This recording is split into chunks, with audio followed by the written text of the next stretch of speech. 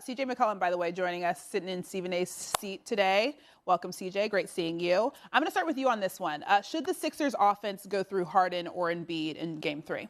No, I think they have to do what they've done all season long, which is obviously playing through the MVP, understanding that James needs to continue to be more aggressive while picking his spots. He's consistently kind of deferred to him throughout the season. I think there was a little bit of hesitancy last game. He only took 6 threes, right? And in Game 1, he made 7. So that shows you the fact that he's not taking as many three-pointers with JoJo out there. But I think that the real issue that they faced in this game was the fact that Boston was hungry. And they took on the personality and DNA of their head coach, who was pissed off that they gave up Game 1 without JoJo even playing it. I think it's important to point to what James Harden said following Game 1. With Embiid not out there, he had to be more assertive. It didn't mean that the ball didn't move. Maxey got his shots. Tobias Harris got his shots along with others. It's just that Harden was the catalyst. He knew it because obviously Embiid was out.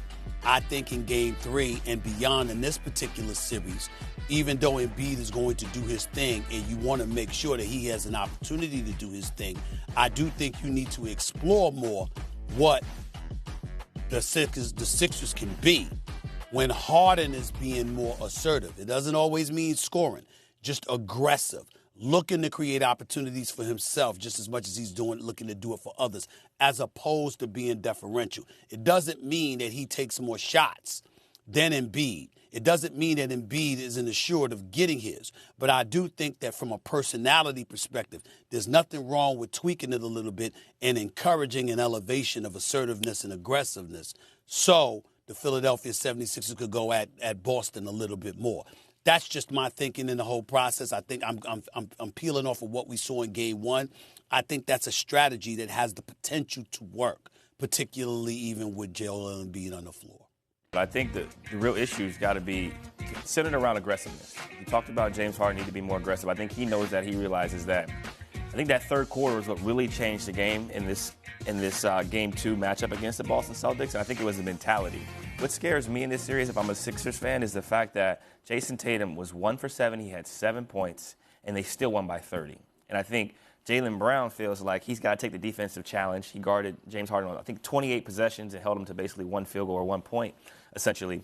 James got to be aggressive. He's got to take more than 6 threes. He needs to take 10 threes. If Boston's going to shoot 50 as a team, James has to take at least 10.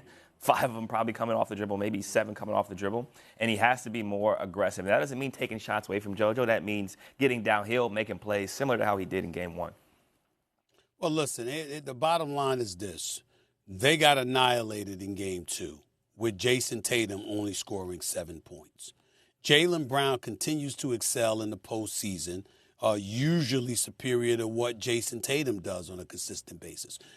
I'm simply saying if you're the Philadelphia 76ers, when we take into account the fact that Boston beat you 3 out of 4 times that you faced them this year, and the one time you beat them, you needed 52 and 13 from Joel Embiid in order to pull that out, okay? And that was even without Jaylen Brown in the game.